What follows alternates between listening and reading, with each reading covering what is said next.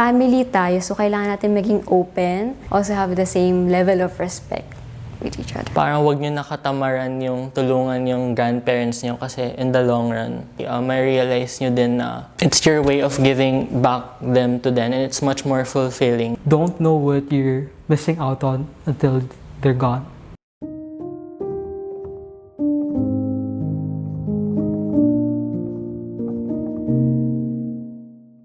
Who do you currently take care of at home and how long has it been? Yung grandmother ko, we've always been living in close proximity with each other. Currently, to be my lola and more or less 9 or 8 years. Kasama ko sa bahay yung lola ko and I think almost 10 years na kaming everyday magkasama. How would you describe your relationship with your lola now that you're actively involved in her care? I actually think we're like a best friend kind of relationship. Although there's still a certain respect, especially for Filipino culture, na there's hierarchy and then respect for elderly, of course. But we kind of broke down that wall na and started sharing stories to each other like normal friends would. I think mas naging close na kami ngayon. Like parang nawala na yung typical boundary na lola and apo lang and there it is. Parang mas naging close kami na friends na yung level ng usapan namin. Like, casual kami mag-communicate with each other, ganun. Ever since kasi, yung mom ko, she's busy with work, Mondays to Fridays. So, ever since I was in preschool, grade school, yung grandma ko yung laging nagbabantay sa akin. So, kami yung laging magkasama kapag weekdays. Dati, yung relationship namin is kind of like, babantayan niya ako when my parents aren't there. Pero ngayon, parang I'm not at that age naman na kailangan na ako like bantayan. We kind of like coexist. Tapos kapag may kailangan siya or may kailangan kami, we're like there for each other. Can you describe your current role or involvement in caring for your lola? Every morning, I try my best to wake up early if I have time. I'd always make a pot of coffee and some simple breakfast with rice and egg. She doesn't tell me to do it, but I got used to it from my mom, that she does it for everyone. But now that my mom's also busy, I started doing it for her as well, for my lola. I help around with chores, sometimes with laundry, cleaning the house if I'm free as well.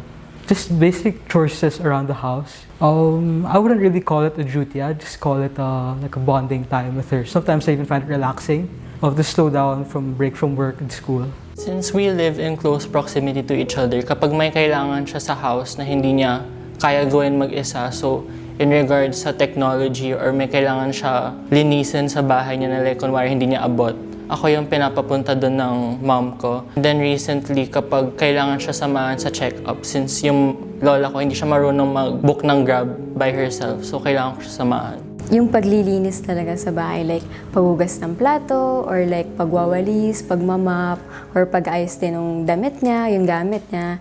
Isa pa is yung pagsama sa kanya if like may appointment siya, like papa-check up sa doktor, or papasalon lang, ganun. Do you think nagbago rin yung relationship niyo? I feel like hindi siya nagbago like a switch, pero medyo mas gradual siya.